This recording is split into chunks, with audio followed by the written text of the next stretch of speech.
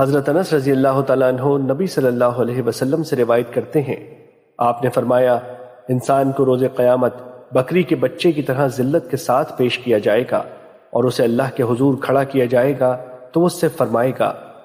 میں نے تجھے حیات و حواس، صحت و عافیت عطا کی، میں نے تجھے خادم ملازم عطا کیے اور انبیاء و کتب نازل فرما کر تجھ پر انعام فرمایا، تو نے کیا کیا؟ وہ عرض کرے گا، رب جی میں نے اس مال کو جمع کیا اور اس کو بڑھایا اور جتنا تھا اس سے زیادہ چھوڑا، تو مجھے واپس بھیج، میں وہ سارا تیری خدمت میں لے آتا ہوں۔ اسے کہا جائے گا، تم نے جو آگے بھیجا تھا وہ مجھے دکھاؤ، تو وہ پھر وہی کہے گا، میں نے اسے جمع کیا، اسے بڑھایا اور وہ جتنا تھا اس سے زیادہ اسے چھوڑا، لہٰذا تو مجھے واپس بھیج، میں وہ سارا تیری خدمت میں لا حاضر کرتا ہوں۔ چنانچہ وہ ایسا بدقسمت انسان ہوگا جس نے کوئی نیکی آگے نہیں بھیجی ہوگی، اسے جہنم کی طرف بھیج دیا جائے گا۔ مشکات المصابی حدیث نمبر 5195۔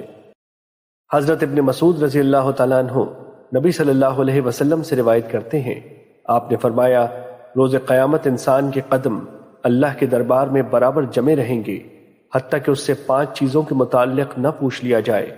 اس کی عمر کے متعلق کہ اس نے کن کاموں میں ختم کیا، اس کی جوانی کے متعلق کہ اس نے اسے کہاں ضائع کیا، اس کے مال کے متعلق کہ اس نے اسے کہاں سے حاصل کیا اور اسے کن مصارف میں خرچ کیا، اور اپنے علم کے مطابق کتنا عمل کیا۔ مشکات المصابی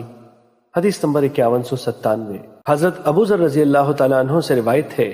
کہ رسول اللہ صلی اللہ علیہ وسلم نے فرمایا، اس شخص نے فلاح پائی جس کے دل کو اللہ نے ایمان کے لیے خالص کر دیا، اس کے دل کو حسد و بغض وغیرہ سے سلامت رکھا، اس کی زبان کو راست گو بنایا، اس کے نفس کو مطمئن بنایا، اس کی طبیعت کو مستقیم بنایا، اس کے کانوں کو غور سے حق سننے والا اور اس کی آنکھ کو دلائل دیکھنے والا بنایا۔ کان اس چیز کے لیے جسے دل محفوظ رکھتا ہے قیف ہیں، اور آنکھ محل قرار و ثبات ہیں، اور اس شخص نے فلاح پائی جس نے اپنے دل کو محافظ بنایا۔ مشکات المصابی حدیث نمبر 5200۔